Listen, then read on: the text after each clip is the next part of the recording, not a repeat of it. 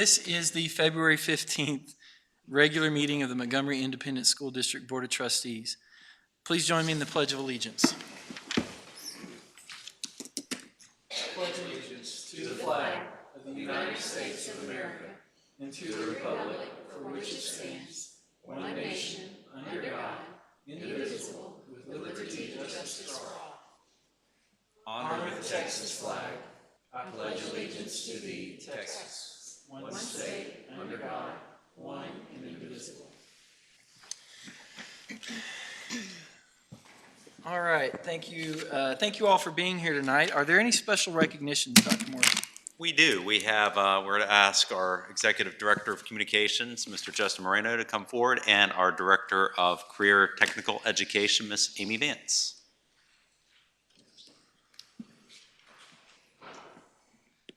Good evening, Dr. Morrison, Board of Trustees. We're excited tonight because it's CTE Recognition Month, and we have some outstanding CTE teachers in our district, and we're really proud of the history of CTE in Montgomery ISD, and we're very excited about the future, and a big part of that future is going to be determined tonight. So we have our director, Amy Vance, here, and I think she wanted to say some words about CTE Recognition Month.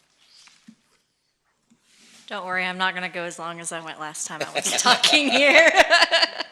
I just want to thank y'all for this opportunity to recognize our CTE programs. It's been a really amazing last 8 months working for this district as a CTE director. It's amazing programs that already existed, and the growth that's there, the growth that's happening, I'm really excited about it. I'm just so proud to be a part of this district, and the amazing support that the school board, the community, our administration has for our programs is amazing. And I want to take a moment. I have some teachers here tonight from our CTE programs, and after we watch the video, we're going to recognize them. Do you want to stand up right now?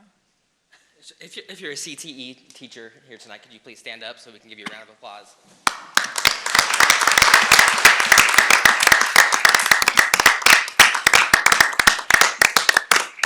And we do have a video that we'd like to show, and then once the video is complete, if you can come up and take a picture with the board.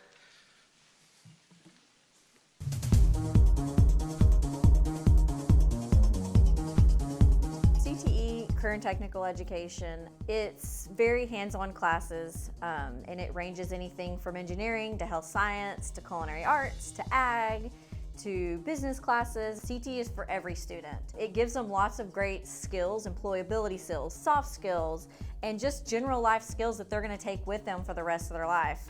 And in the engineering pathway, you know, I tell them, if you don't end up with a passion for engineering at the end of it, that's completely fine, but I know that I'm going to teach you life skills like problem solving, like how to use tools, communication skills, teamwork skills. In the real world, you got a lot of problem solving, so you got to figure out how you're going to solve this problem. In the engineering, it gives you a lot more opportunities to figure out a different problem so many different ways. You can go back to it and realize, like, hey, I've done this before in school. I learned a lot basically about organization, especially like how to plan lessons. Like I kind of had already taught before, but I really learned how to organize those lessons. So a lot of our courses have a lot of college prep. It's great for them to know about these different courses that we offer in CTE because there's such a wide range of interests that they can find in all of these different courses that we have. We're exposing them at a younger age instead of after high school. You're trying to figure that out and taking classes at community college maybe, or going to a trade school. And if we can expose them to as much post-secondary opportunities as we can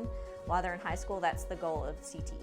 I hear from my kids a lot. We've got a lot that are doing internships. I've gotten my private license through there, and I was in all the commercial classes and getting my instrument rating. It makes me feel like confident because I know like once I get to college, I know like this is what I'm going to do. Like I'm going to major in education and I don't have to worry about having to change it or spend more money on something else. I'm glad I had her as a teacher to kind of push me in that direction, because I mean, even at that point, I didn't really know exactly what I was doing, but it definitely helped me find my way and what I wanted to do, and you know, find my passion.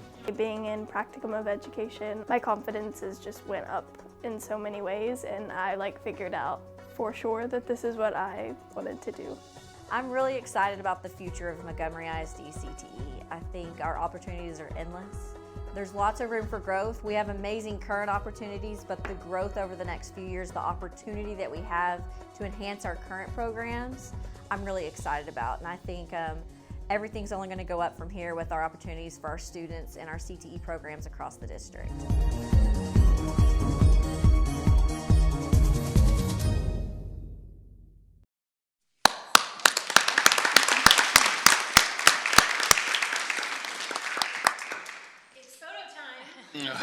Would you, if you're a CTE teacher, please join us at the front.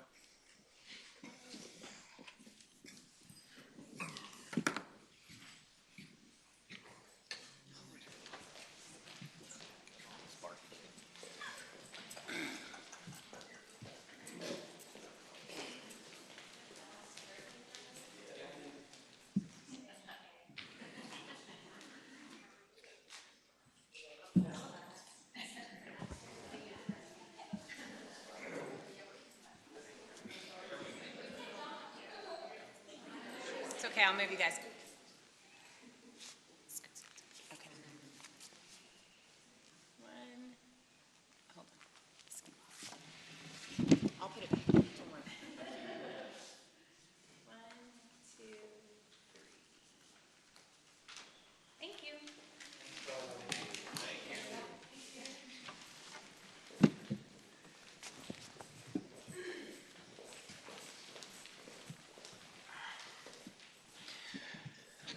Dr. Fuller, I just want to make a quick comment. We're going to spend a significant portion of the board meeting tonight talking about buildings and what goes in the building, but the most important part of our CTE programs will be the amazing teachers that we have an opportunity to do some very good things for.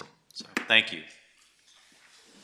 All right, thank you. And there are a few registered public comments tonight. The board will hear public comments during our public comment portion of the meeting. Individuals wishing to speak should have their name added to the registered list. We do allot 5 minutes for comments. We ask that each speaker please refrain from identifying students, employees, and other community members by name. Board requests that comments on any subject matter, whether positive or negative, be courteous and respectful. And we do not tolerate any disruptive comments. So with that, I will ask our first registered speaker to come up, Ms. Kelly Kogis of Huntsville, Texas. Hello. Being a member of the District Advisory Committee, I just wanted to share how proud I am of the calendar creation process this year and the collaboration that took place between all members of our MISD family. Before calendar options were even created, district leaders started our September DAC meeting requesting our input on ideas, needs, suggestions, and start and end date for the 2022-2023 school year.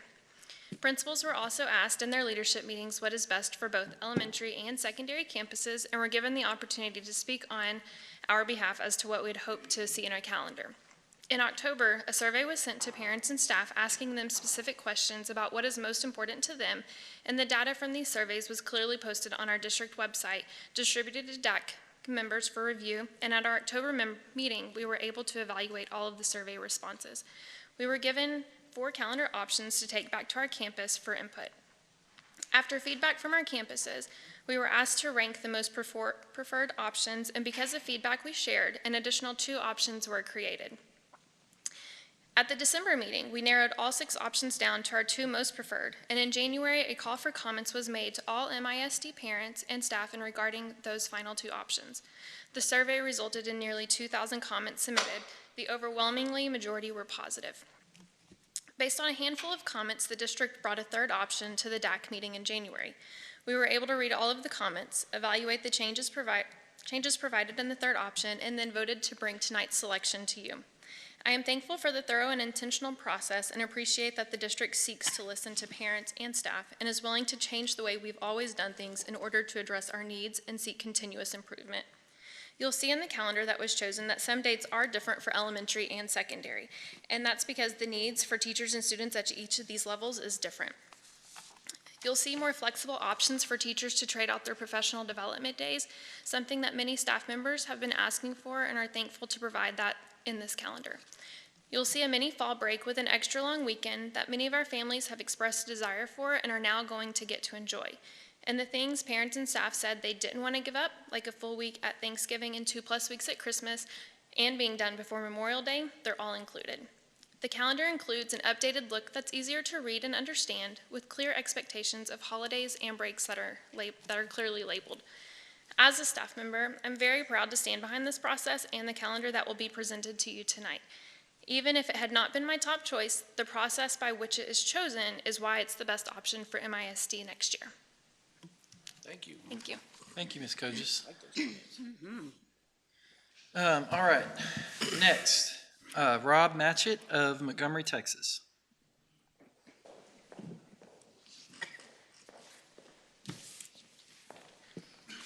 Good evening, Dr. Morrison, the board. It's good to speak to you tonight. I'm coming to speak in favor of the bond that's been proposed. And my wife and I, Misty and I, have been in the district as parents and been involved for the last 10 years. So we were here, when we moved here, our daughter was at Montgomery Junior High. We had a son at the 5th grade campus back when we had all the 5th graders on one campus. And then we had a kid at Stewart Creek Elementary. And we've been involved my wife's involved in the PTO, and then we've been involved in lots of different extracurricular activities through the years. 2 of our kids were Bears and have graduated now. Our daughter was there for the 4 years that the Montgomery High School was 6A for 4 years, and she was there as an athlete. Now she's a college athlete and doing great. Been a lot of different things like choir and band and FFA between the 3 kids and athletics. And went through the last bond, and I remember being at the dedication of Oak Hills Junior High when it was built, you know, and then now, of course, our youngest is at Lake Creek High School. But until I was on the task force and went around to all the different schools as we toured around and learned all the information about the need that we have, not just for new schools to be built, but the needs that we have to improve the schools that we have. Going and touring them and seeing the repairs and the infrastructure needs that were needed was very eye-opening. Because as a parent, even as involved as I was, I had no idea the growth that was coming into the community. I thought we had a brand new high school. It was only in the 4th year. Like, what did we need a bond for? But I realized that Lake Creek High School was already over enrollment, you know. And we did a good job with the last bond, I feel like, because we built Lake Creek High School already big enough with a cafeteria, you know, already big enough with the band hall and some of the other things. But we need 1,000 more seats for students to be there. But we can just add that phase 2. And but we need it right now. We're already over capacity at that high school. So, but I had no idea that that was the need. So the need is the big thing, and we need it like immediately. But my youngest is a junior in high school, and he won't be here when all of these things are built and happening. But I'm still speaking for the bond because I feel like it's such a need, and that it'll really bless our community as well. Some of the things that I'm in favor of, or that I feel are so necessary and wanted to highlight, was like the expansion to Lake Creek High School for sure. But also the CTE Center. When I learned that only 40% of our students, or 40% of our students are not going to college, I realized what a need that would be for our students to get licensed in different things and get different training. But really the CTE is also for 100%. I feel like we were prepared well to understand that the CTE isn't just for those 40% that don't go to college. It's for all of our students to get, you know, some training in lots of different things and to explore other things than just maybe what they had before. So definitely in favor of that CTE Center. And then I'm also excited about the expansion to the athletic complex. I think it would be a tremendous boost to the community. Even when my kids aren't there anymore, what a boost to the community, because right now we can't host playoff games. And that just brings people into the community that are going to spend money here in the community, because no coach wants to go there right now and play a playoff game because there's not enough seating for that side. Plus the way the locker rooms are, there's not enough room. They're getting taped up outside. There's all the things that we heard in the meetings just totally convinced me of the need for the expansion there. And it affects just hundreds of students. It's not just the athletes, okay, on the field. It's all of the other extracurricular with the band and the cheerleaders and the dance teams and all those things, and then all the different sports that are there in the stadium. So I just see a tremendous need for it. Also, I felt like that the administration had done a great job of preparing us to understand the growth. Dr. Morrison met with like 13 housing developments that are coming in, and these housing developments are going to have 500 to 1,000 homes each. I mean, the growth is coming, and we have to be ahead of that and be ready. So I just wanted to give public comment in favor of the bond, and thank you for all the work that y'all are doing for that. So, Thank you. Thank you, Rob. Thank you. I appreciate it. All right. And last, Ms. Shannon Reed of Montgomery, Texas.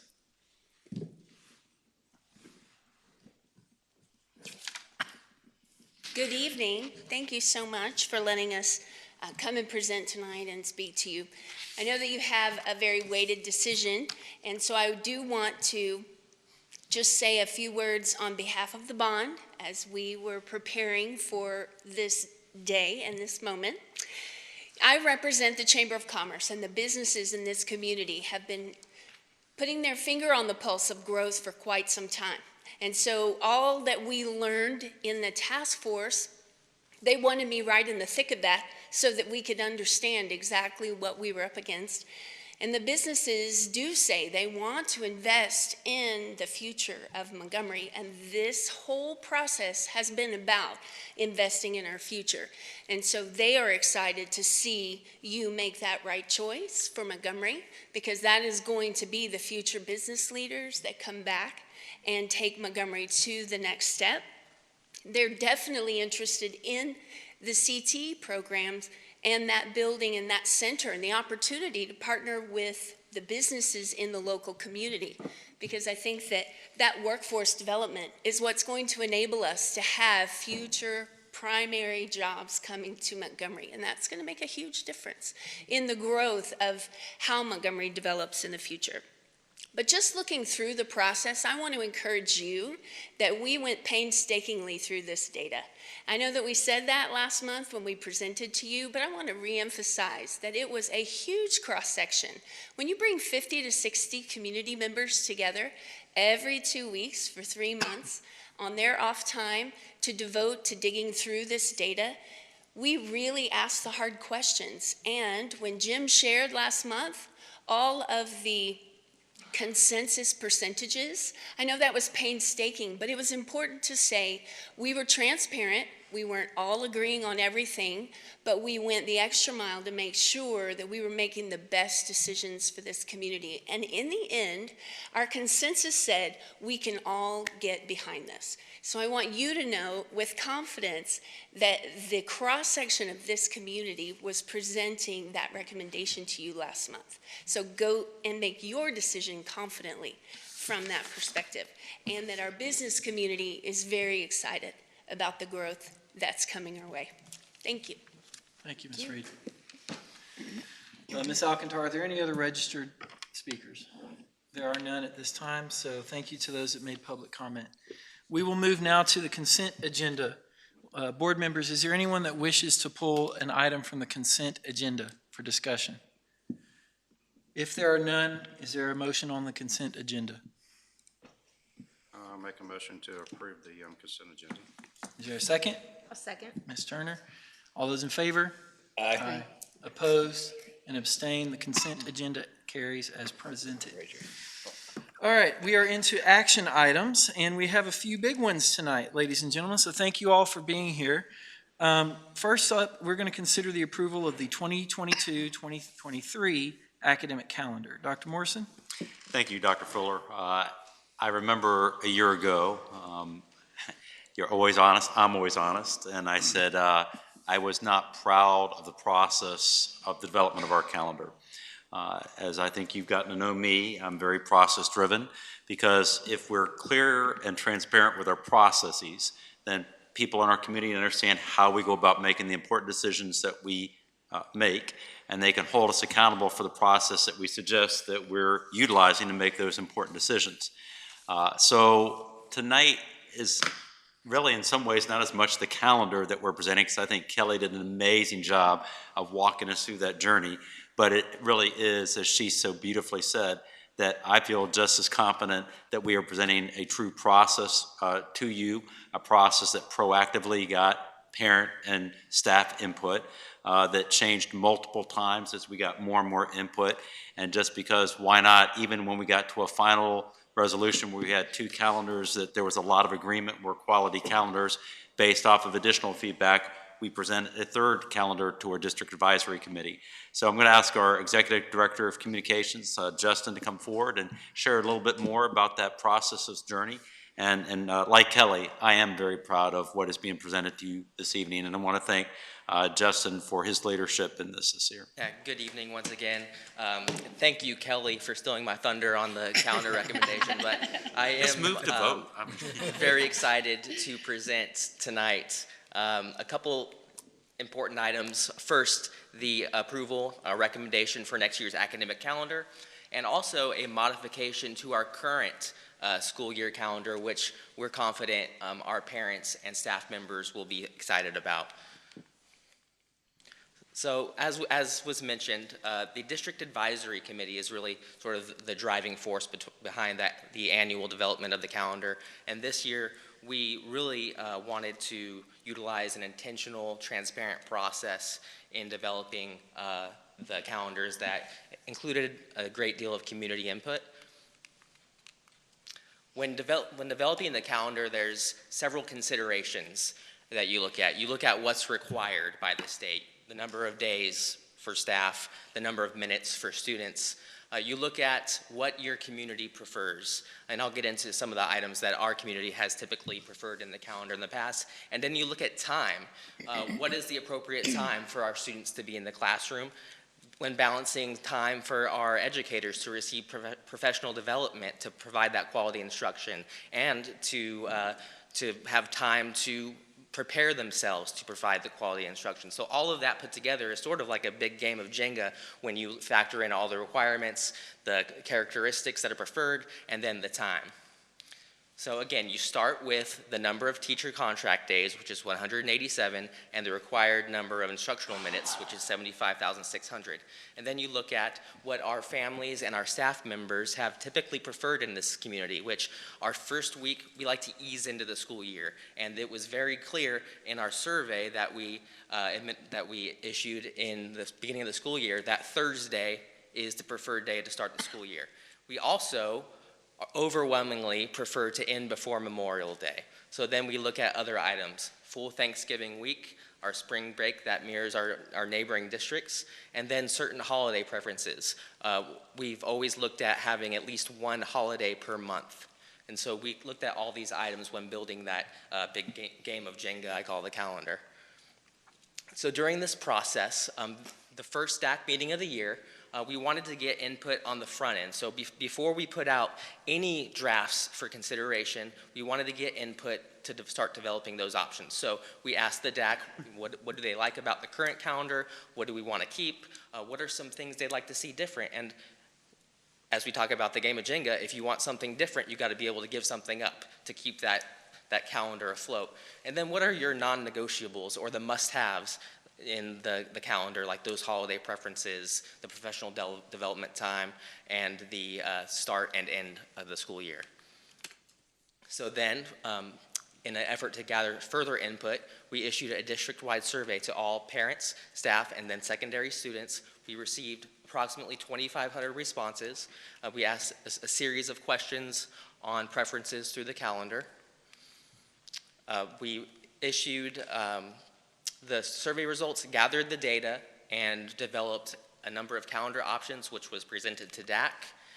DAC then solicited feedback from their campuses, departments, and parent groups. After the feedback was gathered and presented to leadership, an additional draft, draft F, was developed. Input is sort of the theme here. After receiving additional input, we developed draft G, which was the addition of that mini fall break that Kelly referenced in her comments. And then in December, DAC made their first vote, which they voted to advance drafts F and G for final consideration. Coming back after the winter break this spring, we took those final two options, drafts F and G, which we renamed options 1 and 2, and we issued a final public comment period. After hearing the mostly overwhelmingly positive comments, we did develop a third option, because why not? And in January, the DAC voted to recommend the calendar that we are bringing forward tonight. So this is the recommended calendar from DAC. It is option 2. I'll get into some of the key points of the calendar. It is 174 elementary student days and 176 secondary student days. Teachers will return to work for the next school year on Wednesday, August 3rd. The first day of school will be Thursday, August 11th, with the last day of school ending prior to Memorial Day on Friday, May 26th. We are reinstating the late arrival days for secondary. They are scattered throughout the calendar. We have a total of 11 PD work days for secondary and 13 for elementary. Early release was a pretty significant topic of discussion during the development process. A majority of folks who weighed in on early release from the elementary level felt that from an instructional standpoint, it would be prudent to eliminate the early release and provide 2 additional student holidays. There's a lot of groups. It's never a one-size-fits-all with the calendar. What works for an elementary campus doesn't always work for a secondary campus, so we tried to look at all factors when making these decisions. Here's our winter breaks. So in addition to the recommendation for next year's calendar, we're also recommending that a student holiday be added to this year's calendar on Monday, March 21st, which is the Monday following spring break. It would be a work day for staff, and that day would not need to be made up because we do have the minutes available to us in our calendar. If I can just draw the board's attention while we're on calendar or action item 6A, this particular recommendation is 6B. We've had numerous conversations with staff, parents, students, and really the request for modification of this year's calendar comes from a lot of different reasons. As we know, during the winter break, just as we thought we were getting past the most recent variation of COVID, we had the Omicron virus. And a lot of parents, a lot of staff, unfortunately, had to change holiday plans over the winter. So we've had a number of our parents and students informing us that they're going to enjoy every bit of spring break this year and might extend it. So that's adding a day, which will be a student holiday on March 21st, we think will be well received by our parents and students. Jess and I met with the PTO, PTA leaders last Friday. They gave us a thumbs up, and we met with the student advisories at Lake Creek and Montgomery last week, and they gave us an even bigger thumbs up to that recommendation. It was funny, they said, you're asking us for recommendation, what's the downside? So, and really for our staff, this will be a day for them, especially our teachers, to be able to plan, to be able to enjoy their spring break and not have to start to be thinking that Thursday and Friday I got to start thinking about my lesson plans and all the other things that they have to do. They can enjoy their spring break. They can come back on that Monday. They can do the things that they need to do, and we work collaboratively with our administrators and department chairs that will be their day to plan, their day for our work day, and I think that will be very, very well received. All right, so board members, let's focus on action item 6A, the 2022-23 calendar first. Any questions from Mr. Marino on that? I'll make a comment, though. I like the professional development days and the fact that we're thinking about our teachers and the staff and getting refreshed after making sure they get their time off and making sure they come back fresh as well. And can I make an additional comment on professional development days? In prior calendars, we have campus professional development days, district professional development days, and then work days, that is time for the teacher to spend in their classroom. Those days weren't specifically designated on the calendar. In this year's calendar, those days are specifically designated campus, district, or work day, so that our staff members know what to expect throughout the year. It's great. I applaud your process, and I'll make a motion to. Well, I got a question. I'll hold my motion. I got a question. She's excited about the calendar. She's super excited over here. She's fired. She's like, let's go home. It's great. Well rested. Yes. You know, Mr. Marino, I guess, first of all, I agree completely with the statement that people tell me overwhelmingly they want to be out by Memorial Day. They want to be done, ready to go to summer. I do hear some people saying that we're starting school earlier and earlier every year. And I like the metaphor you used about Jenga and having to fit all these minutes into that time frame. What would you say to those folks that say we're starting it earlier and earlier? Is there any word of advice? No, going back to our characteristics of the calendar that are preferred within our community, the overwhelming consensus is we want to be out by Memorial Day. Dr. Morrison mentioned that we met with the PTO, PTA presidents, and we brought that Memorial Day deadline up, and it was pounding fists, get out by Memorial Day or else. When you look at the minutes required, the days required, that explains that earlier start in August. We really have to start at that time in order to be out by Memorial Day to meet the requirements that are set by the state. But I think you've built in not only that hard stop that everybody wants for the school year to end, but you've also built in a lot of not only professional development, but there's a lot of time built in there throughout the year that gives frequent breaks. So whether we start later or earlier, we still have to work the same amount of minutes, right? Or teach the same amount of minutes. But you've given a lot of latitude throughout the year for breaks and professional development and other things that more than make up for that, in my opinion. Yes, and as we visited every campus during the fall semester, that was the key takeaway for us, is that we heard from staff members was time. We need more time. Yeah. This has been an extraordinarily challenging year, and we can't assume that it's going to be any easier next year. So we really worked intentionally to identify those areas where we could give some time back to our families and our staff members for professional development, or just time to work in their classroom so that they can be mentally prepared to welcome students back to the classroom the next day. Dr. Fuller, I would just like to add, for any community member, parent, staff member that says it feels like we come back to school very early. First thing is, we would absolutely appreciate that input, and we have been getting that input.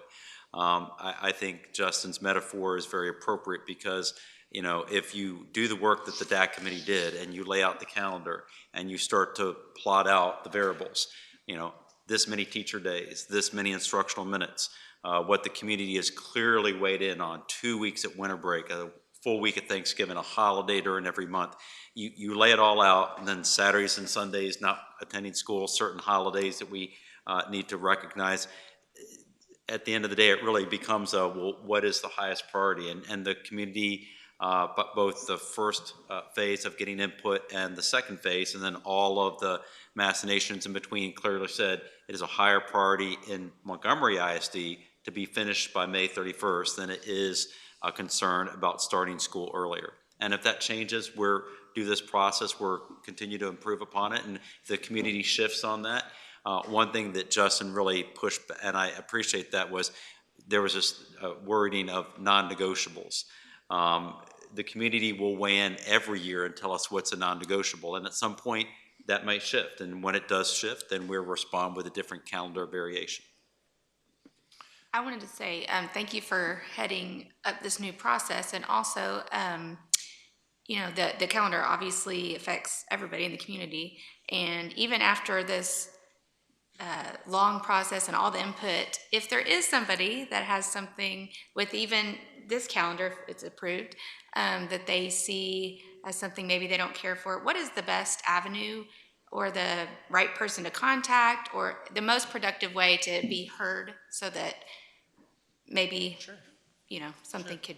We have a number of ways that folks can provide their feedback. We have Let's Talk, which is on our district website, where any member of the community can provide feedback, comments, concerns, ask questions. We respond within 48 hours, or reach out to me directly.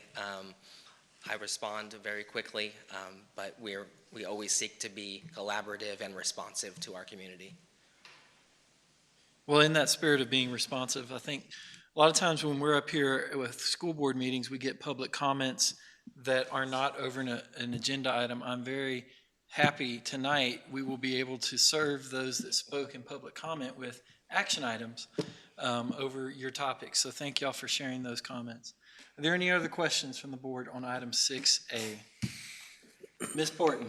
I continue to applaud your process, Justin. Thank you. And I'd like to make a motion to approve the 22-23 MISD instructional calendar as presented. All right, it's been motioned. Is there a second? Second. Mr. Hopkins, all those in favor? Aye. Aye. Opposed and abstained, that motion carries. Item 6B was the addition of a day at spring break on the 21st of March for our current calendar. Board members, do you have any questions on that? I have just one quick one on, since we have accrued enough minutes to be able to have that day off, what if we do have another weather day, incident, anything like that?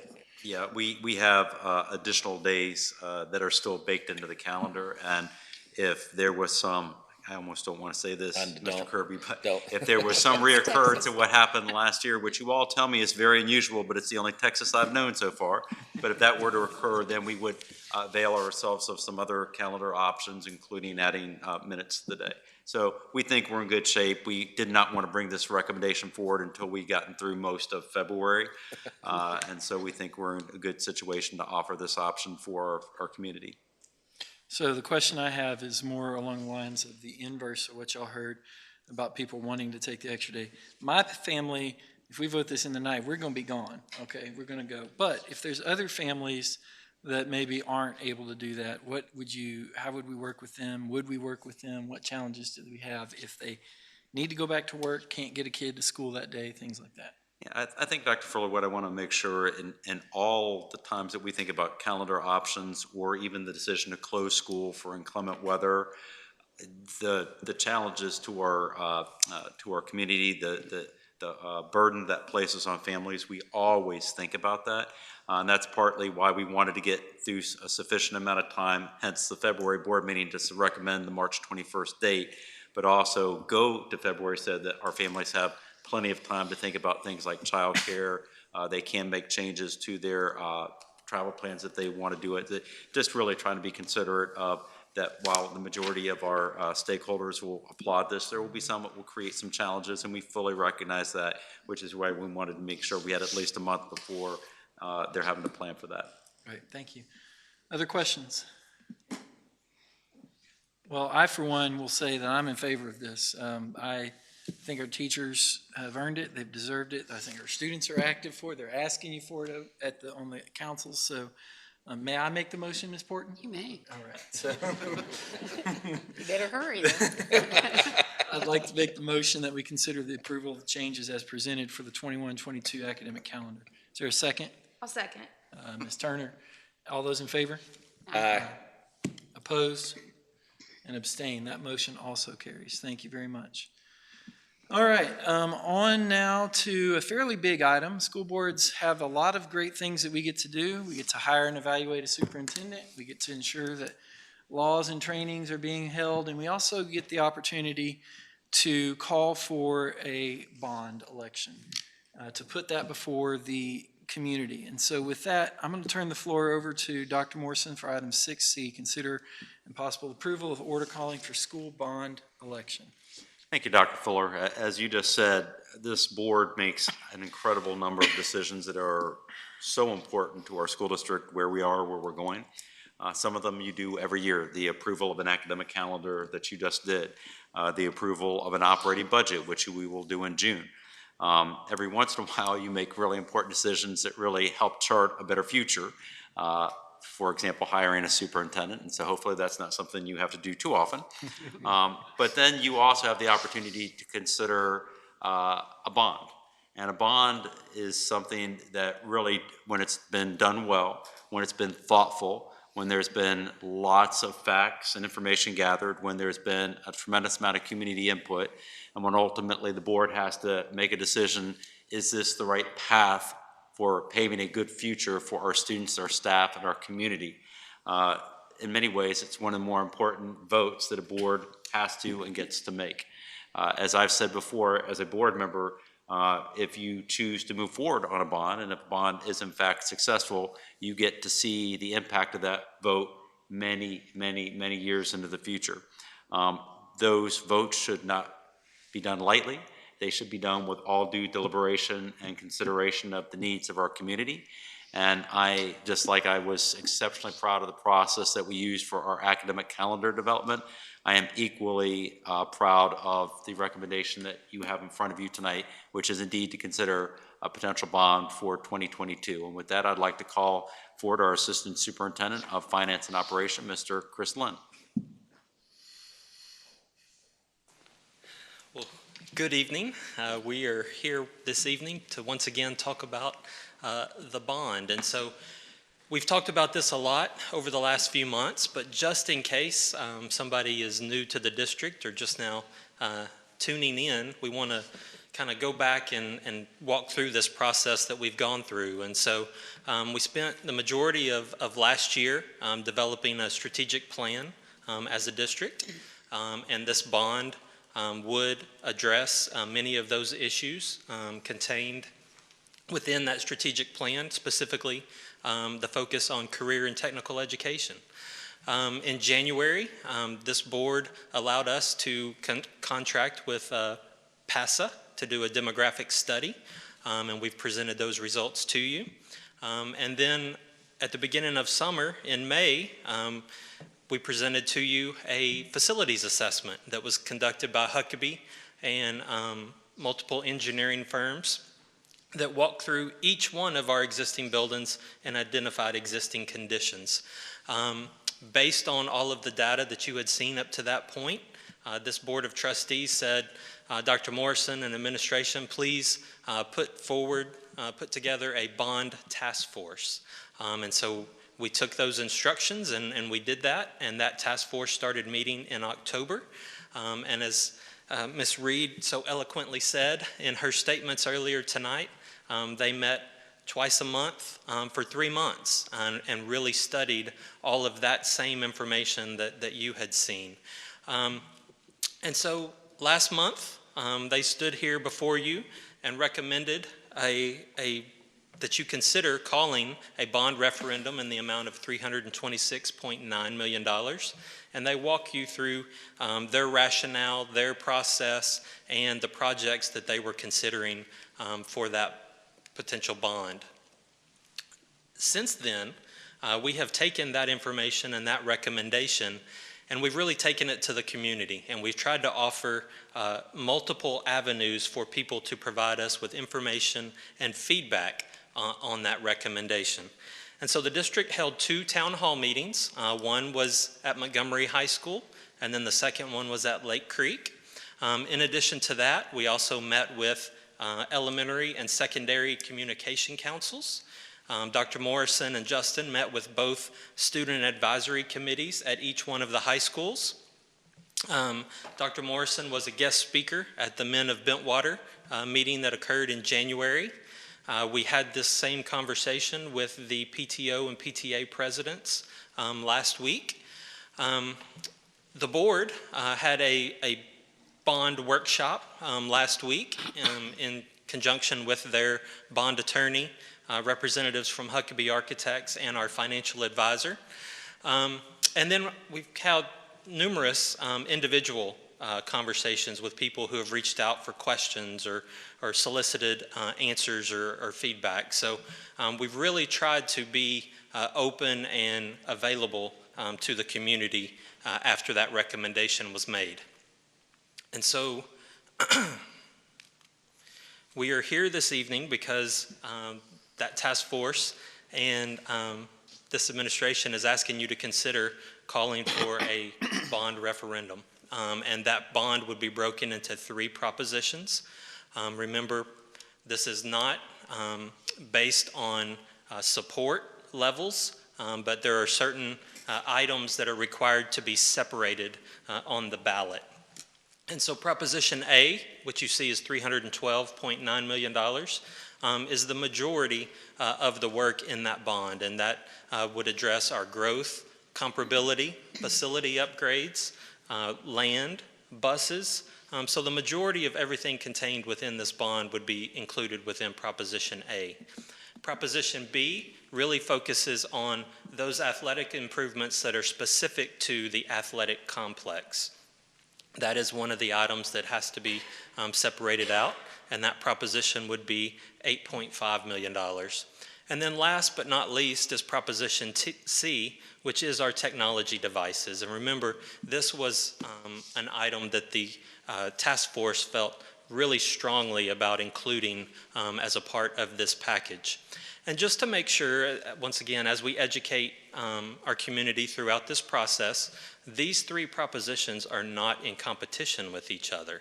So should you decide to call for an election, the community member would have the option to vote for all three or any one of the three. They are not, you don't get a single vote and you must choose A, B, or C, okay?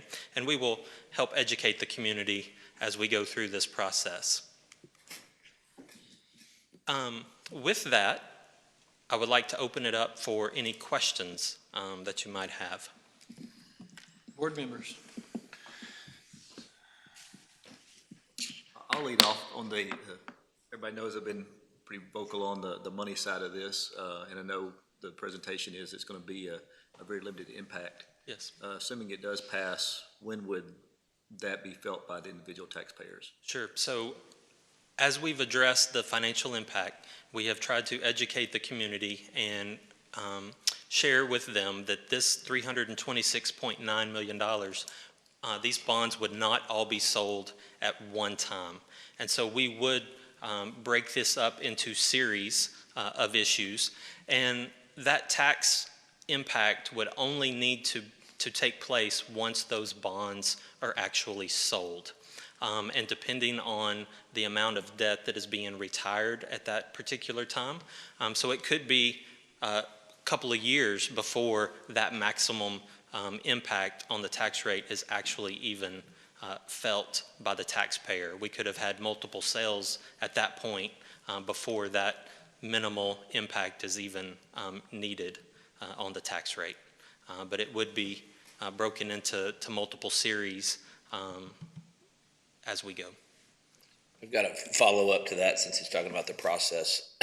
What process do we go through if we do call for the bond and it's approved by the voters? What's the process of picking and choosing priorities, or the order of schools, repairs, that kind of thing?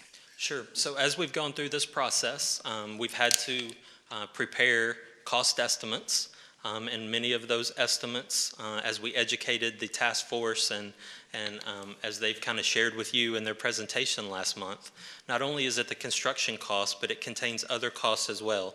And some of those are inflationary cost. So we do have at this point a tentative kind of outline of when we believe projects would come on board or get started. But that is one area that we will continue to focus on as we go forward. Obviously, as you heard Mr. Matchit tonight speak about the addition to Lake Creek High School, that campus is already exceeding their maximum capacity, so that's going to be one of our first things out of the gate, as well as Elementary 7 to help alleviate the overcrowding at Keenan Elementary and Stewart Creek Elementary. So, there are certain things, we need some additional capacity at some of our schools, and so those things would come out first. But there will be a blend of new construction, renovations, technology work. So there's going to be a massive amount of things going on all at the same time. And I know we've discussed this and I'm aware of it, but I just want to make sure we're clear on what you stated there about the process and the scheduling. Depending on when each project starts, you've got a pretty good idea, and that's what you've based the contingency and inflation and things like that on. Yes, sir.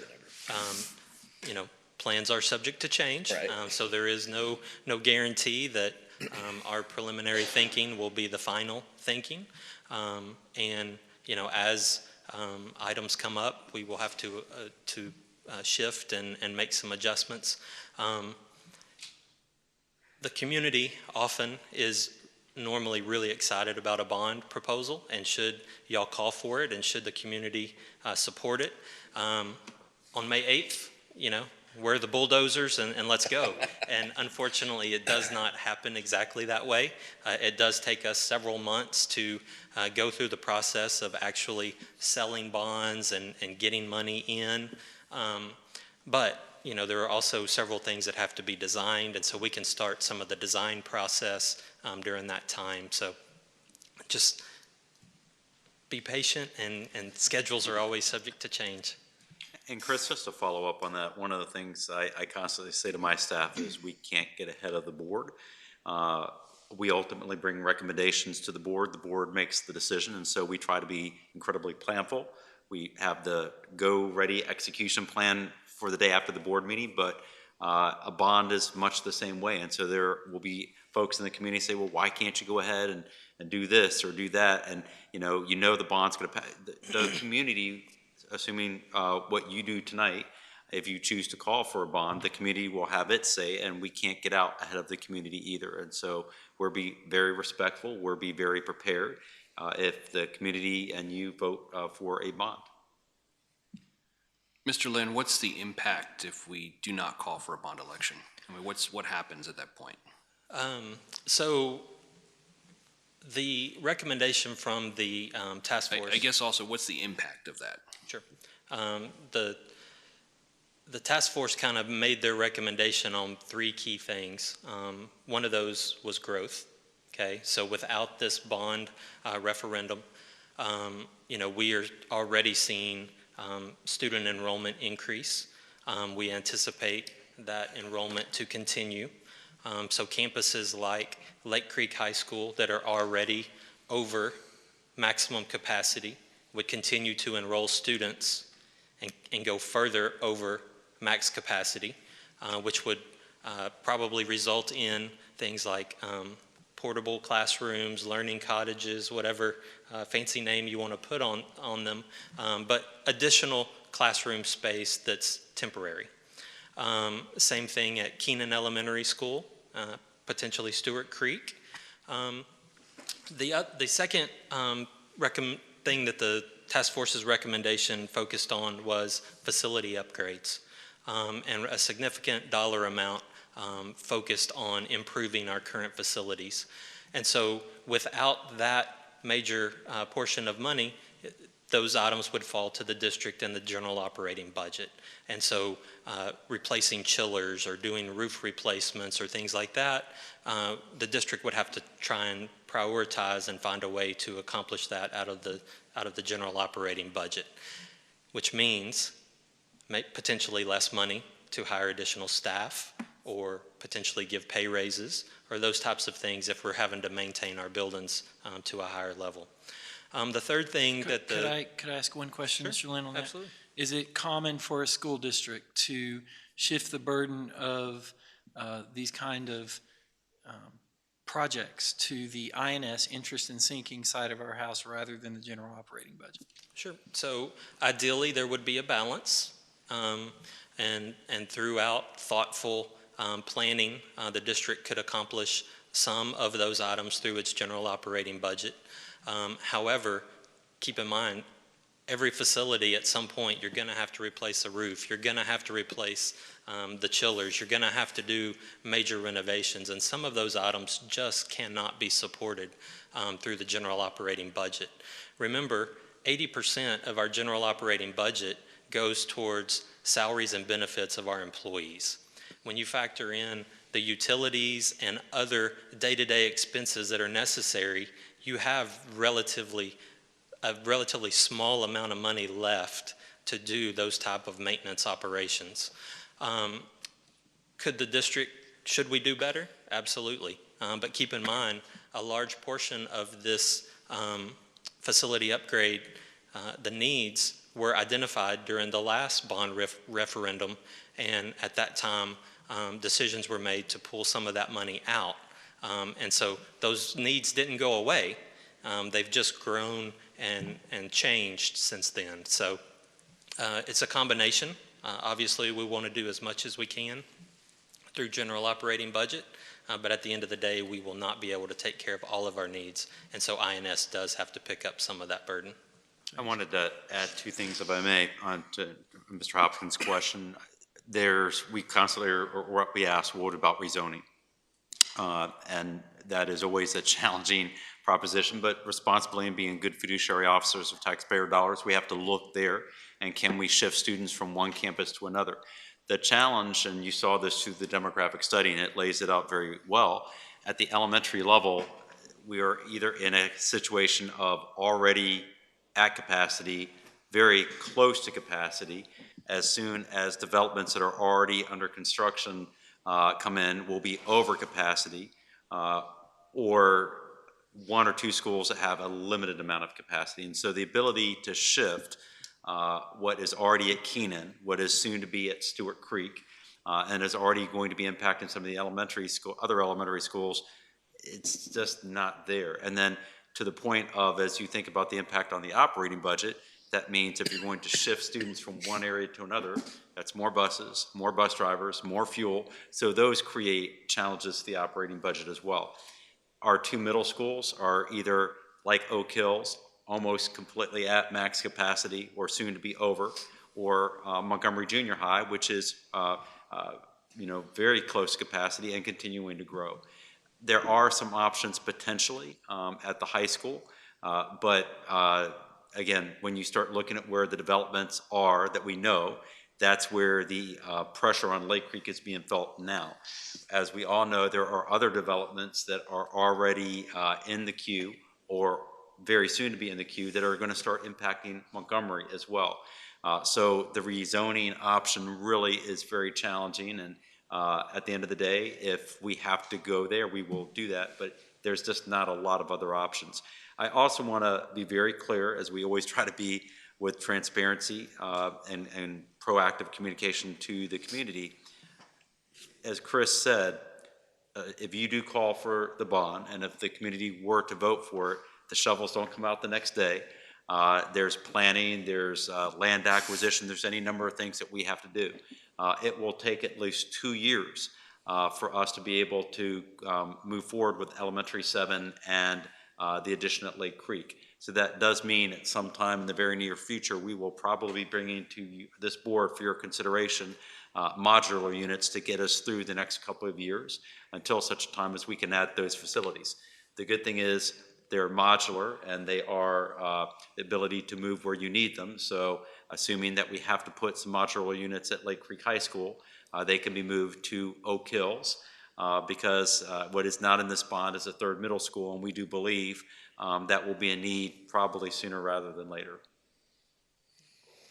I promise not to interrupt you much anymore. Okay. I want to say that there was a considerable discussion with PASA when they came and did the demographic study, and I was actually kind of skeptical about some of their projections. I felt like in the past, some of our projections that the district has relied on have not hit the money. I want to say for the matter of the record that we have exceeded a lot of those projections as we sit today. Am I correct? Absolutely. So I've been very skeptical about those, but I'm not anymore. So I just want to go on the record for saying that. Okay. I think I interrupted you in the middle of your 3 buckets. That's okay. I wanted to get back because the third bucket was revolved around career and technical education. And as you recognized our CTE teachers this evening, and you saw how passionate Ms. Vance is about career and technical education in this district, I've come to learn that the members of our task force were equally excited about career and technical education. And so without this bond, we don't get to provide new opportunities to our students in those areas. Remember, this bond is going to provide that centralized CTE facility and allow us to offer new programs that we're currently not able to offer, which would allow more kids to experience that CTE part of school. So those were really kind of my thoughts around. Yeah, I mean, what Ms. Vance said was interesting to me, in the fact that kids that we need to do a lot of good things for our kids that are not going to college, right? But the kids that are going to college also need to participate in these programs and get exposed to different things. Yep. And the earlier that happens, the better off in the long run, because they can figure it out before, like me, my kid's going to college and he's going to probably have to figure it out, and then it's going to cost me a lot of money, right? But it helps these kids really develop earlier. And I think that was an interesting thing I picked up on from what was being discussed from Ms. Vance. Was we got a lot more opportunities for not only the kids that don't go to college, but also a lot more opportunities for the kids who are going to college. You get more exposure. There's just a lot of good life learning activities that take place in CTE. So, All right, Ms. Turner, any questions? You can come back to me in a minute. I'll come back to you. Mr. Hammonds, any questions? No, sir. Oh, I have a question. Yes, every item on the community task force proposal reached the committee's 66th percentile, I think, for consensus. The threshold that they agreed is the mark for whether the project would be included in the bond, except for the Ag Science Center. Can you elaborate more on that and explain the recommendation for one ag barn? how did I know that was going to come up tonight? So, first of all, you are correct. During the task force meetings, the Ag Science Center or Ag Barns was a heavily discussed item. Now, don't let the not meeting the 66% threshold take away from the task force's desire to do something incredible for ag. There was 100% support for making sure that the ag program in Montgomery ISD was bettered. There was just a lot of hard conversations about how to best accomplish that. And so it really did come down to, is it best to accomplish that in one center or through an ag barn at each campus? Ultimately, the majority of the task force who were in attendance that night felt like, and that number was 57%, felt like a centralized facility was the way to go.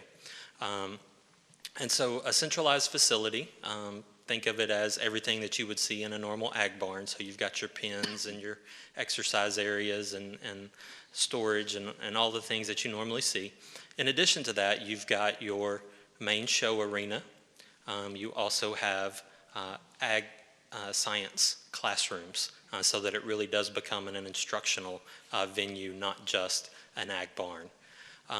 And so there was nothing wrong with either option. And we talked about it for many, many meetings. Had somebody told me going into this process that we would probably spend the majority of our time talking about ag barns, I probably would have shook my head, but it was a very important issue for this task force.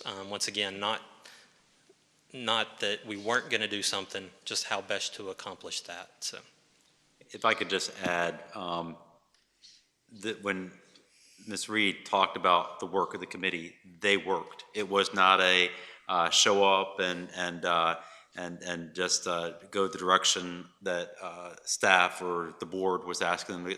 They worked. And as I've said very publicly, the only two things that you are considering tonight in this potential bond that the staff developed and said this is what we think might be needed that are unaltered are the addition to Lake Creek High School and Elementary 7. Everything else was modified, changed, added by the recommendation work of this committee, and I mean this so sincerely, made better by this community, by this committee. The conversations around the centralized ag barn versus ag barn at each school was fierce and passionate, and there were no right or wrong answers. If the recommendation from the committee at 57% tonight had been an ag barn at each school, you would have heard all the reasons why that is a good thing and the reasons why it's important.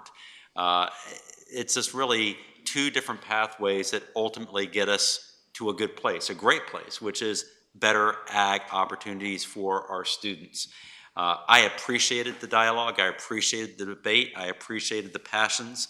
I want to remind everybody that when it came time for the bond task force to consider bringing recommendations to you, 100% of the bond task force recommended this bond. And I think that's really important to remember. There are going to be folks that will be disappointed no matter which direction it goes. But everybody who has shared, and they have not been bashful about sharing which preference they prefer, a centralized ag facility or an ag barn at each school, has said no matter what direction, if the board calls for a bond, we are there. This is important. We need to do this for our community. We need to do this for our students. And no matter what direction it goes, we're going to be behind doing great things for ag and CTE and Montgomery ISD. So, Ms. Vance, you had the quote of the entire task force. There's drama in the ag barn, but for all of the right reasons. So, I think these conversations show the importance of ag in our community and to our students. So, are there other comments? If board members, if y'all don't mind, could we take, since that was a slightly unresolved element, could we take that and discuss that a little bit? Are there any questions or comments about the ag barn? Go ahead. I mean, I'll make it, CTE is really important to our community, to me, to the board, and to the district, but also I've talked about this before. Ag is something that I certainly support and want to make sure that we have the right resources for our kids, and whether that's one barn or two barns, I can also appreciate the fact that the amount of discussion that took place in these meetings that I saw and in the times that I went there and what I've heard and we've discussed over and over again, I think that says a lot to the importance of how the community reacted to this and came together and said, look, we know we've got to do this, we've got to do certain things, let's figure out what's best for our kids. Ag to me is one of the most important things. CTE is one of the most important things. There's life lessons that we're missing in our society today that can only be developed out of those programs. So for me, I'm really happy with the fact that the amount of discussion, even though it didn't reach 66%, there was a lot of good things that came out of that. So I think ag for me is really just as important as CTE. Ms. Turner, you had a question.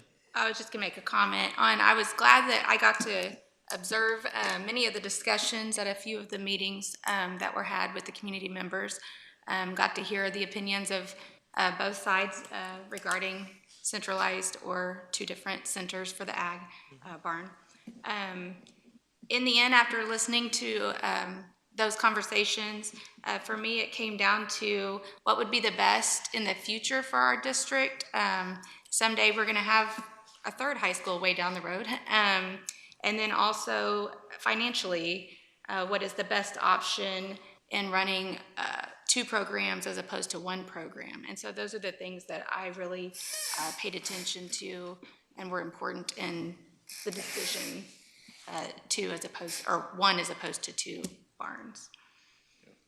I do support the one. I think it makes more sense, like you said, just for future. I actually was a recipient of an ag scholarship that I didn't take. I went to Army, went the other direction a little bit. But I think it's really important. I think it provides a service that you can't get in a regular classroom. So I fully support it. And with the centralized one, there's classrooms for the vet tech program? Yes, and ideally, our initial thinking is it would be on the same piece of property as the centralized CTE center. Yeah. That way there is some, intermingling between those two facilities. I can't tell you how many kids told me they wanted to be a veterinarian. So I know there's a lot of interest in that, whether they become an assistant or a doctor. I know they would be interested in that. Well, having been a long time resident of Montgomery and going to high school here, when it was rural, ag's always played an extremely important part to me and also to this community. What's funny, it's as much as it's grown, it's kind of nice to see that ag was the polarizing thing in this bond, and quite interesting. And I'll go back to a little bit about what he said. We know that was needed, whether it be one building or two buildings, and it was the most polarizing. item within the task force, but to a man, and everybody I spoke to said, yeah, we'd like to have one at our campus, or we think it's great to have one in the middle. Every single person said, but whatever you decide, what other task force decides, we'll be behind the bond 100%. And I think that's the most important thing that we need to take away from this, is the support of the bond as a whole and not this one item. It's good that this is the biggest issue we had with the task force, that we still had a majority want it this way, even though it was the most contentious item. I think, and we have to keep in mind too, this is a task force. We didn't do this. This was the task force. Everything they've done, it's presented to us. It's their recommendation. It's their suggestion. There might be things that individuals don't agree with, but as a whole, this is what's best for the district based on what this task force presented us. Mr. Dennison. Yeah, I think it was explained in a couple of the presentations that each school would have their own wing. And then there's also going to be future growth for another high school, so it could, be a great facility for everybody. As far as like the CTE and stuff, I mean, that was one of my main reasons to be on this board, to do something like this. The only regret is, my kids are not going to use it, but, we're looking for the future, and that's why I'm happy to be a part of this. Right. So the package that is being recommended and considered does contain a centralized ag facility center on the site of a CTE building, correct? And that is our preliminary thinking, yes, sir. Okay, so real quickly, I would just like to ask one question about transportation. We will have to transport kids to the ag center as we need. Do we have a plan for that? Sure. And what might that look like? Yeah, this is not a new concept. There are other districts across this state and across this country that face that same issue. So, given the talented leadership sitting at the table with you and the other administrators throughout this district, I have no doubt that we'll figure out how to get people to and from a centralized facility. Do I have the plan today? No, right. Because once again, we're being respectful and we're not trying to get out ahead of this board or this community. But can we figure it out? Absolutely. And just also to emphasize, if we are able to put it on the same parcel of land as the CTE center, we already have to figure out transportation for the CTE center. And because of the students that are being served, it will be a combination of bus transportation, allowing some students to drive. And so those will all be things that will be factored into the planning for these incredible facilities. So most of the board members kind of stole my thunder already. I plan to make these positions and say, I wanted this and I wanted that.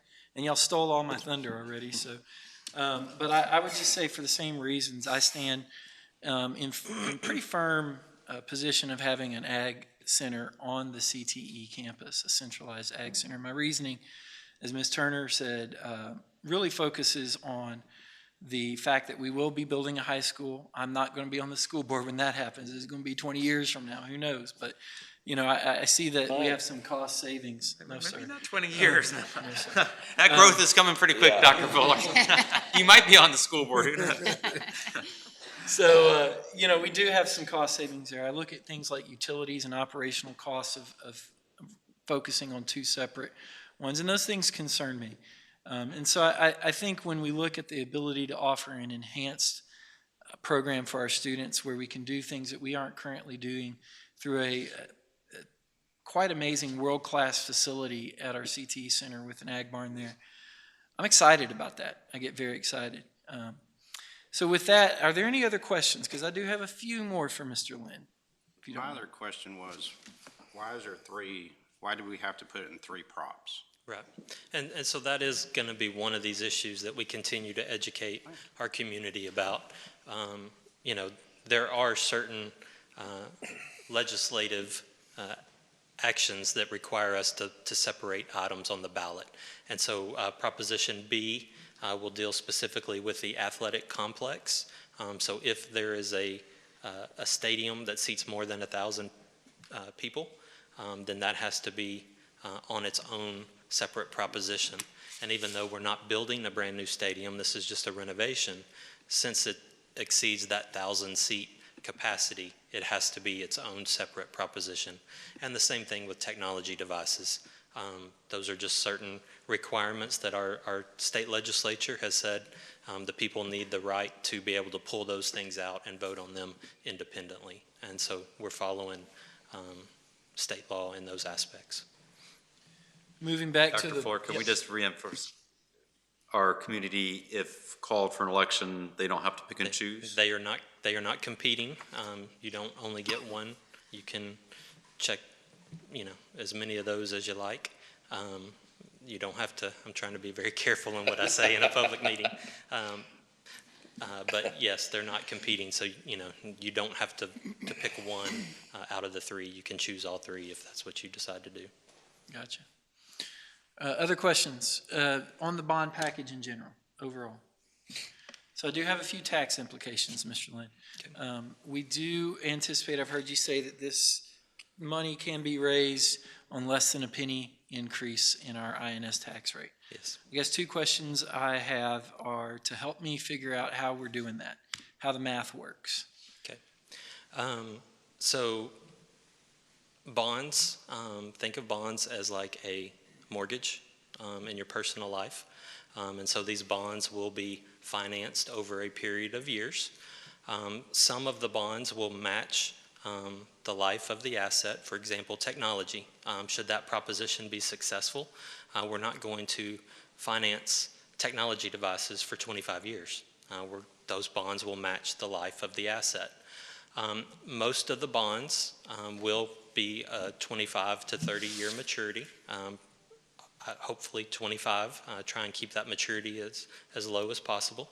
And so when you look at our existing debt that we have outstanding, plus this new debt as it comes on board, we have to make a lot of assumptions. And those assumptions are based on anticipated property value growth over this next 25 years or over this next period of time. And so as we go through these years, we will also be retiring existing debt as we're bringing on new debt. So that helps us not have to raise our tax rate as much. Plus, assumptions with property value growth, although we're keeping them very conservative and we're not pushing the envelope on those assumptions, that's what plays a biggest factor in our ability to not have a significant increase in the tax rate. We've presented during our town halls and our information sessions. The average home in Montgomery ISD is valued at $350,000. And so for that average home, this tax impact is just over $22 a year. So less than $2 a month is what the average valued home in Montgomery ISD will see once it reaches that max tax impact. But remember, that max impact is not going to occur day one. It's going to be down the road at some point, 2 or 3 years before we even come close to that max tax impact. And even saying that with the possible additional tax revenue of all the households that we know that are coming offsets that max rate. Right. And commercial. And commercial, exactly.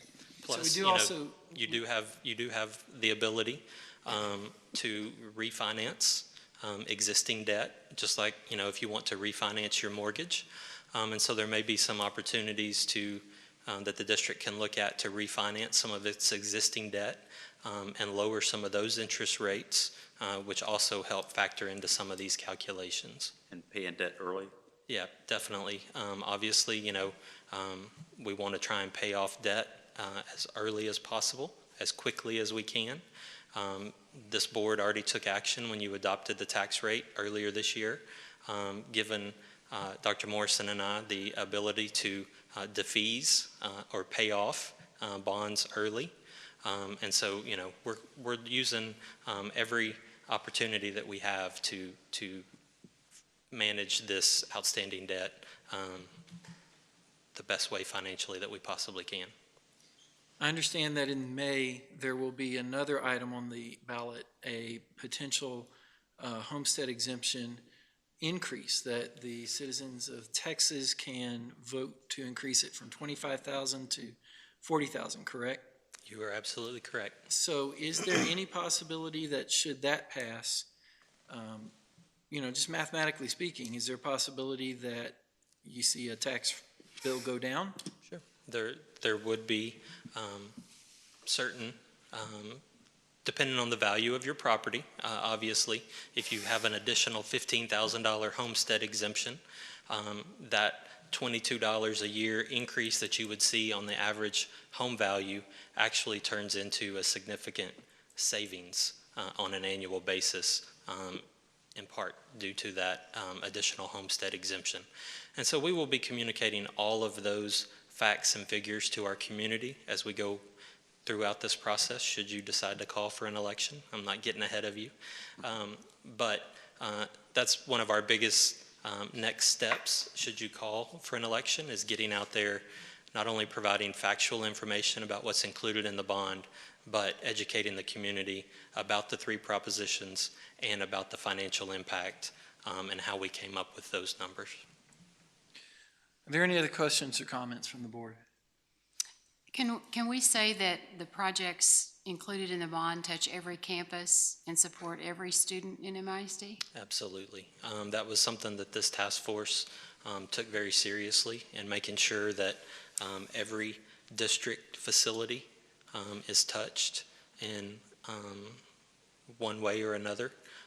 And not only buildings, but we're going to be touching athletics, fine arts, all kinds of programs across this district. And so every student in Montgomery ISD, when they're here, unfortunately some of our older students won't necessarily see the benefit, but every student in Montgomery ISD, every facility will be touched by this money. Other questions, comments? Mr. Hammond. Quick comment, something you said as far as not going into this lightly. It shouldn't be an easy decision spending other people's money. This is significant money. As conversations Matt and I have had in depth on this as well, I do think this is very well planned and very well thought out. So as much as I don't want to support a tax, a bond, I think it's the right thing to do. And I just want to say thank y'all for that, because 4 months ago, I was a pretty ardent not supporter of this, but you've done a good job. Questions? Anything else? Going once, going twice. All right, ladies and gentlemen, if you don't mind, I'd like to make the motion. There is some language we do probably need to follow. So I would motion that we consider the approval of an order calling for a school bond election for the May 2022 election. Is there a second? Second. Mr. Kirby. All those in favor? Aye. Aye. Opposed and abstained. That order unanimously carries. Thank you, ladies and gentlemen. Thank you. All right, we're not done with elections yet.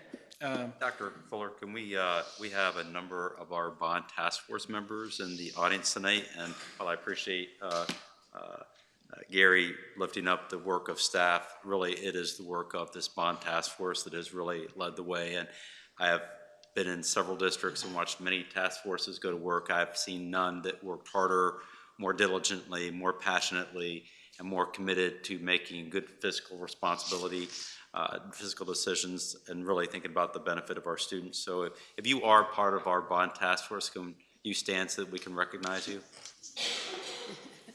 Good clap.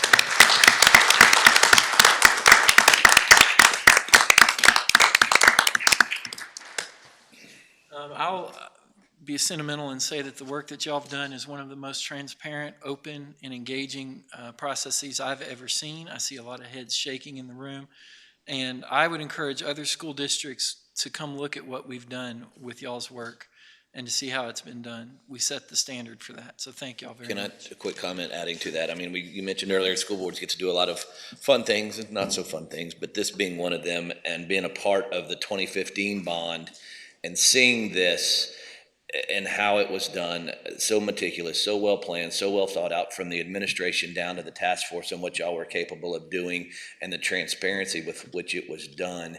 It like he just said, it's the model for how you go about a bond, right or wrong. It's been the standard set of how you present this to your community and to your district. Thank you. All right, so item 6D, consider approval for items for Board of Trustees election on May 7th, 2022. This is a fairly standard item that school boards have to engage in. We do have to partner with the county to participate in our elections. And so, are there any comments, anything else to add to that, Dr. Morrison? We do partner with those. Are there any questions from the board members? Fairly standard, straightforward. Is there a motion?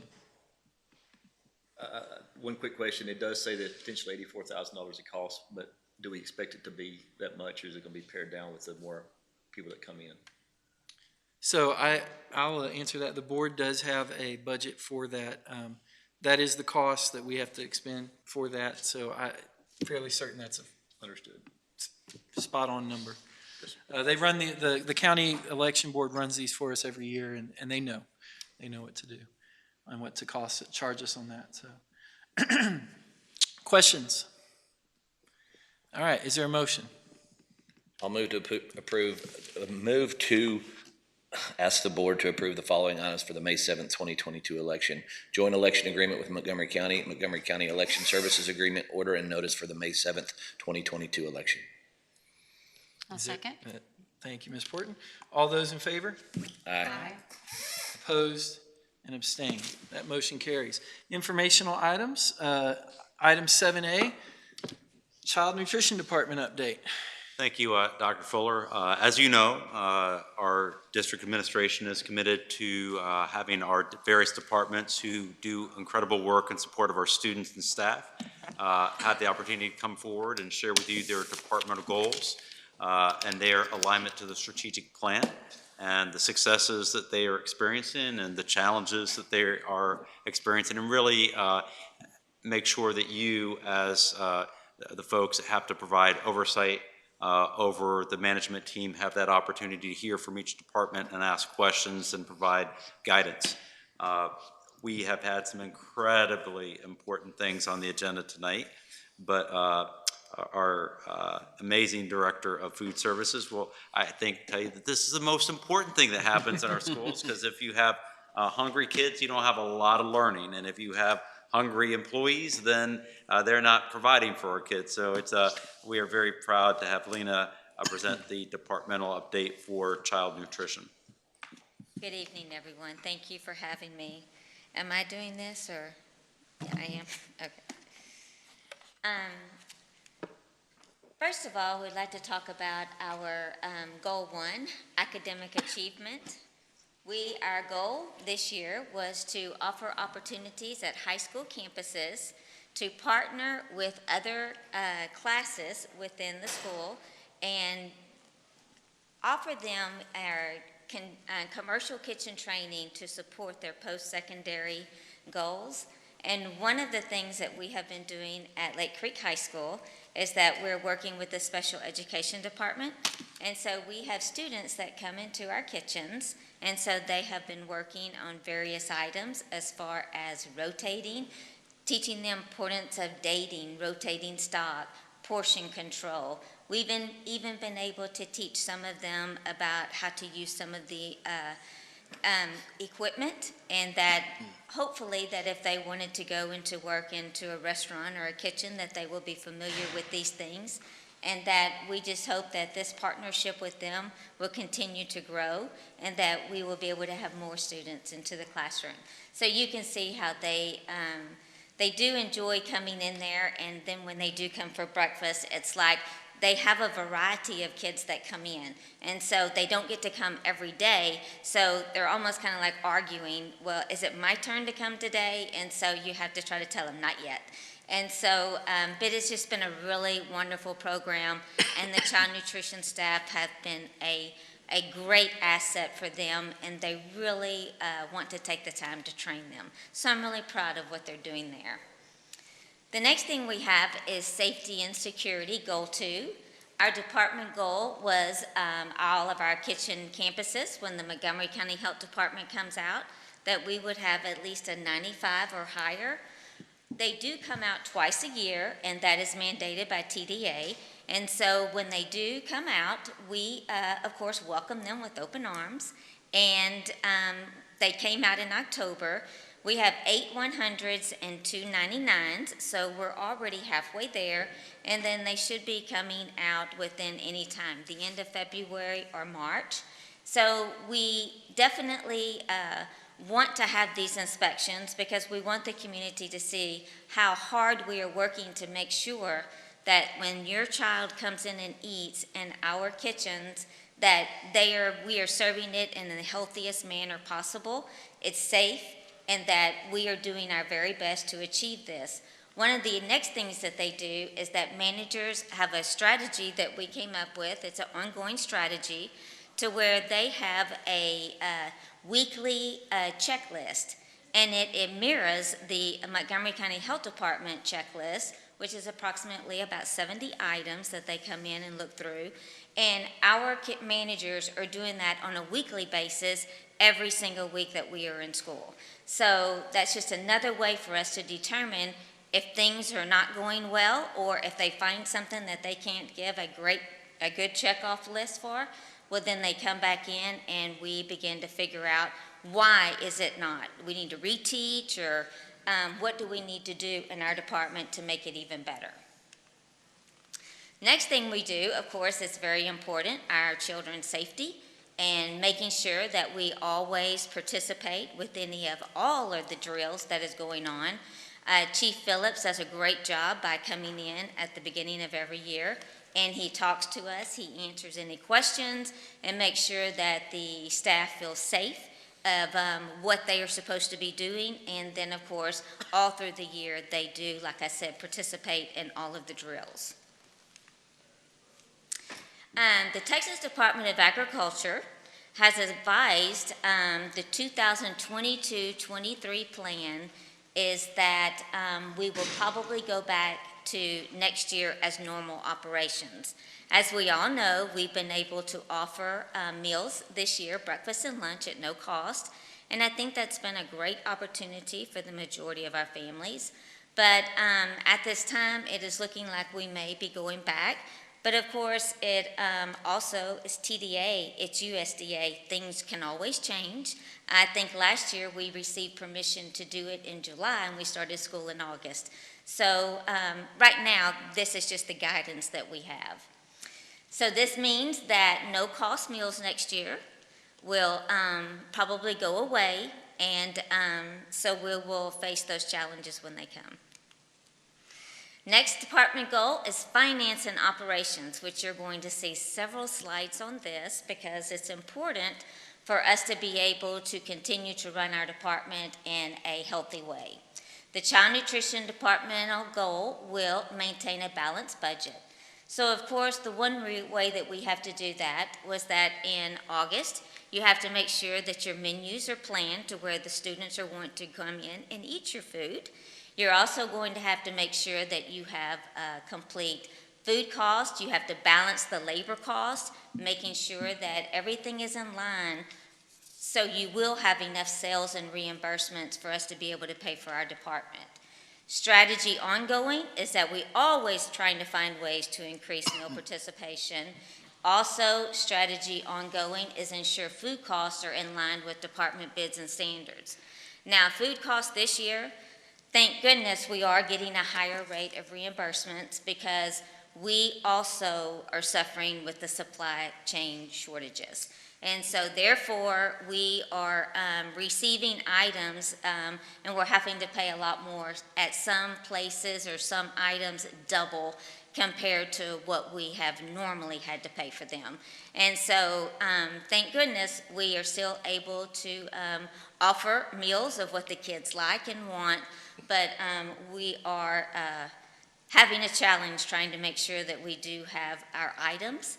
And we usually have a list now of about 40 items whenever we place our orders, and they say no.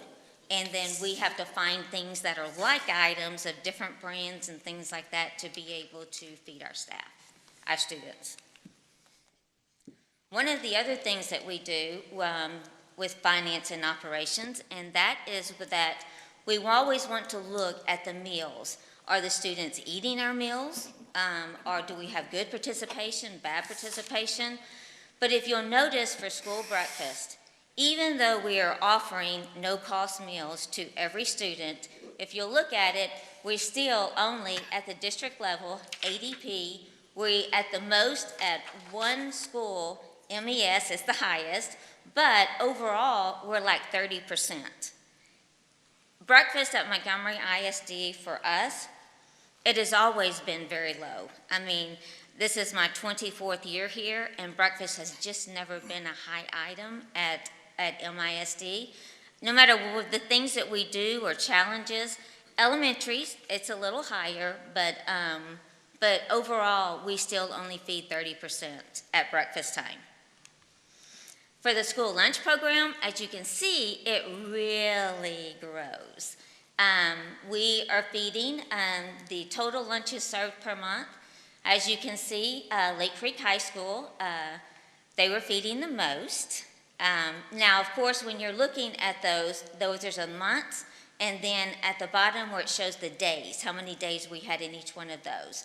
But overall, the average lunch participation for all of MISD, it's at a little over 70%. And normally we would feed anywhere from 58 to 62, but we just keep growing and growing. Another thing that we want to do with Goal 3 of Finance and Operations, and that is our goal is to evaluate and expand revenue, generating ideas with MISD. As most of you all know, that we've tried to do a lot of catering through the years. Pandemic has kind of slowed us down a little bit for the ways that we had to serve food and stuff. But now that some of that's going away, we are wanting to make sure that all of our different organizations at our campuses know that if they need a little bit of this or that, or if they're going to have a meeting and they want cookies or they want fruit or something, we want them to know that they can reach out to us if they would like to, and that we can help them with their catering needs.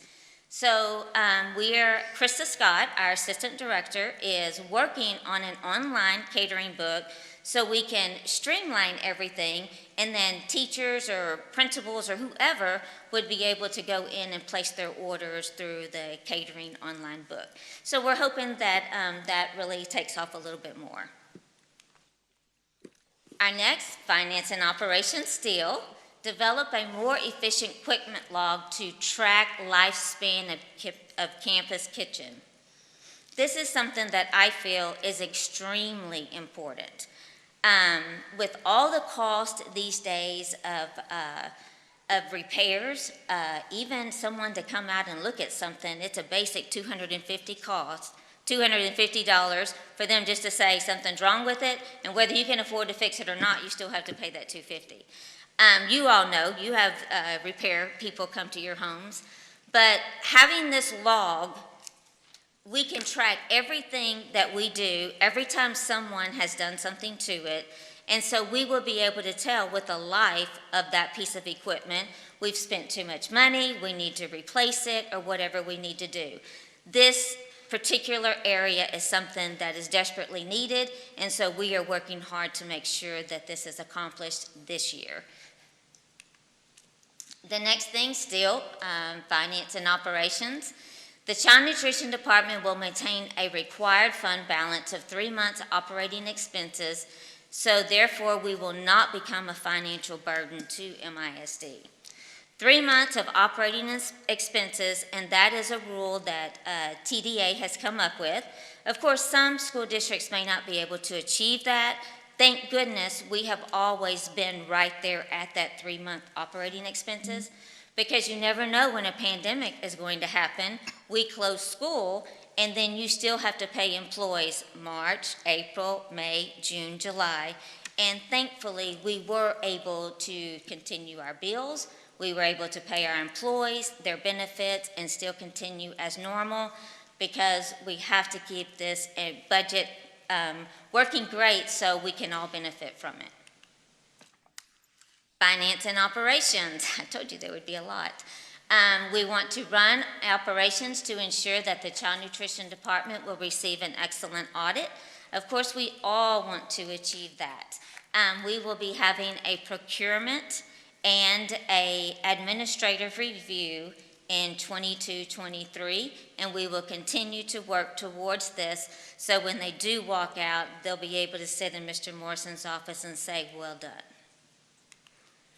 The next one is human capital. Department goal, create survey for employee feedback regarding effectiveness of in-service. Last year, we started doing that, and so we really wanted to beef it up this year, so we started doing the surveys, and then we're able to have employees say what they need, what they want, the areas that they wish that they could learn or do better when they're preparing the meals or serving or things like that. So we had a lot of people from the outside that came in, and then we broke up in small groups, and so they had a lot of hands-on activity, and then our surveys from these things were just out of the roof. I mean, there were no negative whatsoever.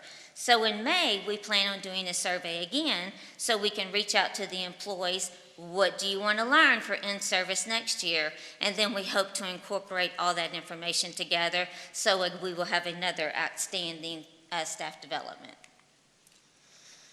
And this has been my dream right here, and that is partnering with community stakeholders to provide annual events connecting employees with the community.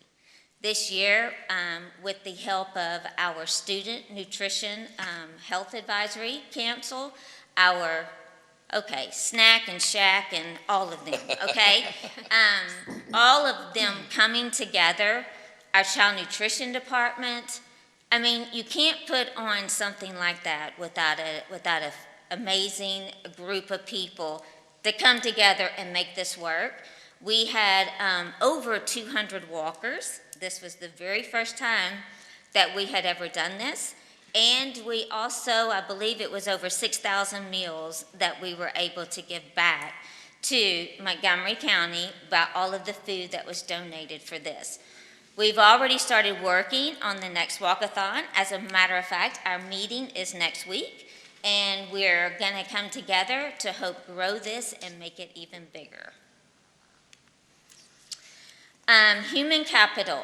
We are trying to maintain a healthy substitute pool. One of the problems that we are having is that we don't have as many applicants as we have had in the past. So hopefully more people will start, feeling comfortable of coming back to work. Carol Reisig supported us at the Montgomery Area Chamber of Commerce job fair, and so she was giving out information for us. We have postings on our website through communication. So every time that we have as long as we have two coming in, we have an orientation. Come on in. Because right now we have 5 substitutes. 2 of them work, 3 do not.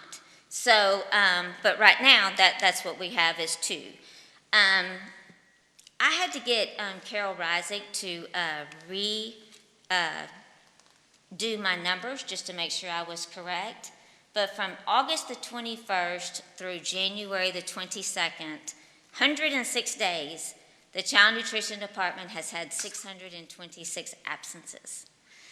So I know a lot of people will look at that and go, oh, that's awful. How did that ever happen? But you know what, you guys? I have to look at that and I say there is no better picture of teamwork than that picture right there, because there was not a child that ever missed a breakfast. There was not a child that ever missed a lunch. So we have gotten our team together, and thank you. And there has been, the whole office staff waits for my text message at 5 a.m. every morning telling them which way to go because we need help in the kitchens. And so there hasn't even been an eye batted. They just say, where do I go today? And I just can't tell you what an awesome team we have. Communication and customer service. Improve the department website to better communicate with the public.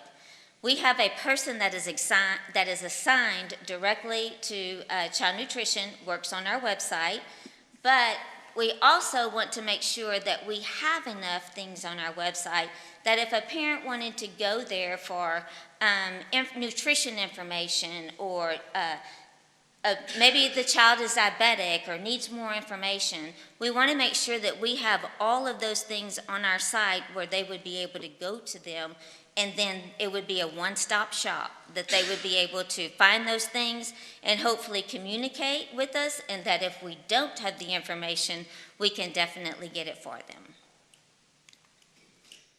The next one is with communication and customer service. Improve the frequency of communications regarding child nutrition accomplishments, going-ons, and successes. There are so many times that we've done things in our department and no one even knows about it. So we have decided this year we started getting with our communication department, Justin and Jessica, and you guys, they are phenomenal. Every single time. I even called Jessica on my way to a school. She was feeding her children breakfast, and I said, it starts this morning. And she goes, okay. And she was there. And she was there taking the pictures and did a great story. They're just phenomenal. I can't say enough about them. And we have reached our goal that we've already been mentioned or featured in the MISD blog or social media at least 10 times. And so we just want everyone to see, hey, we're doing a great job. We also want to increase the traffic and interaction on the menu web and our mobile sites. The program that we use now is called Meal Viewer, and that's where we put all of our menus into. So kids, parents can download an app free, and then they can go in and they can look at the meals, menus, and make decisions on it. The snack students wanted to go in and make QR codes. They want to put at all the serving lines, and you know, we have kids that have cell phones all the way to first grade. And so they can take that with the QR code and then they can rate the menus that we are serving. And so we would love to take that information and put it together and even continue to plan for next school year. So we will be working with that, hopefully have it completed by April. Whoops. The mobile item views by the school. Now, we started this in August, and this goes back and shows that anyone that's been on their cell phone and used this to view the schools for the menu, then those are how many times that they have viewed it by the school and how many.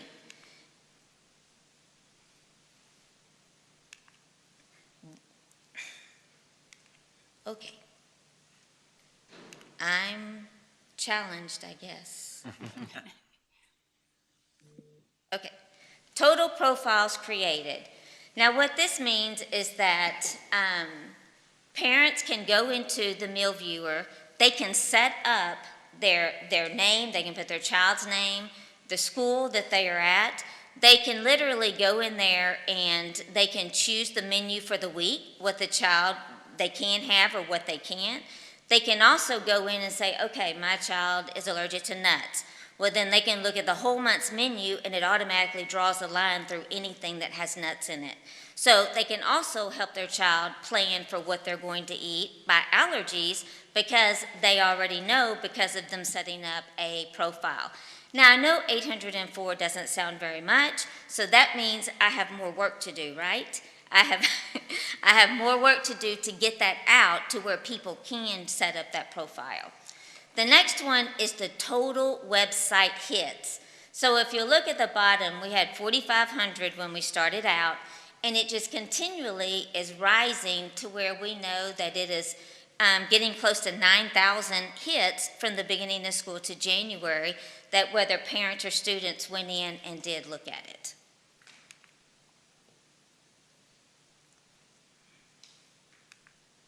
I don't know what I'm doing. There we go. I'm going to put it down. Okay. Next, communication and customer service. Create partnerships by building trust, collaboration, and engagement. Strategy complete. The Student Nutrition Advisory Council established at Montgomery High School. They contribute to the menu planning, they contribute to taste testing, they do things in the cafeteria for us, they make videos and show it about the cafeteria. So they are really a huge part of what our students are feeling and seeing in the child nutrition department. If you'll notice that very bottom picture, maybe on your right, my left, that is, we took a group of students to a food show. They had no idea the things that go on at a food show. They were very full by the time that they left there, and they all have red goodie bags. And then they talked all the way home. I mean, it was just like, they couldn't stop talking about it. So they really, really did enjoy it. Strategy and progress. By August of 22, we hope to really have Lake Creek High School on board with the snack group also. And then strategy later in the year. By August 22, we are, I don't want to say the word requiring, we're highly recommending that our managers get more involved with their actual campuses. So they are going to be going to PTA meetings, PTO, asking, like last year at Madeley Ranch, like every few months, she invites the manager to their faculty meeting, and then she just gets to be a part of them, and it's just another way of making everyone a team and growing together. The middle picture is at Lone Star, and we have a manager that is taste testing French toast, and those received a lot of smiles. And then the third picture is at Stewart Creek. We have the elementary students testing whether they wanted 100% frozen juice or 100% fresh juice. It was fresh juice all the way around, and now we serve fresh juice because that's what they want.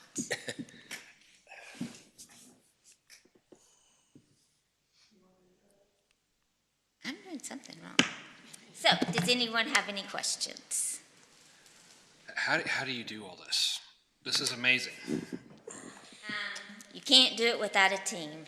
So I just say that my team is amazing. Totally amazing. I love the idea of the catering program. Is there going to be a board option for meetings? What? Did you enjoy your cake? Yes. Yes, we did. Yes, ma'am. And Ms. Nujabauer, I believe you're being humble. USDA and TDA dollars are kind of separate. They're your own thing, and you always run a fiscally sound house. And so I think, again, that's another area where your team really is the standard, and I hope a lot more people come and watch that and see what you're doing. And I don't know if you've spent time in our classrooms or in our cafeterias. This is not the food I grew up eating. It doesn't look like it. And I'm a lover of food. I know food. So this is top-notch stuff, and I would like to be included on any taste testing. And those inspectors must have been having bad days when they gave 99s. I've been in those kitchens. Yeah, the rest got hundreds. I do want to share one other thing. You always hear, people in the kitchen, they're talking about, oh, they were in Walmart, the kids saw them, talk to them, and how they were also excited because they saw their lunch lady at school. And so I was in Walmart a couple of weeks ago, and this little girl, she was so excited. Mama, she works at my school. She's in my cafeteria. And so it's like I got my first lunch lady. Thank you guys for having me. Thank you. Dr. Fuller, two other comments about our amazing department here, but you mentioned the quality of the food, but I would also offer the service and the care that it's served with. I love watching our food service workers and the way they greet the children, the way they truly care what's going on the tray. I've watched them lift up a student who was distraught. I've watched them laugh with a student over something that is just amusing, and it brightens that student's day, and it is important with the quality of the food, but the way that it's served, and that's just a hallmark of our department. And this year, as you know, and Ms. Turner's part of our focus around creating a culture of respect. We've got a great culture in our school district, but we always have to focus on continuing to make sure that culture stays strong.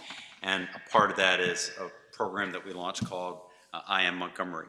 And if you walk down the hallway, we have the posters that we're lifting up various employees of our school district. And I believe, Justin, it was our second one this year, highlighted our cafeteria manager at Lake Creek High School. And that's not, we could have highlighted any of our managers, but it's just, they're such an important part of our school district. And I just really, we're very blessed to have these amazing individuals. Amen. All right, item 7B, monthly financial report. Are there any questions on the monthly financials?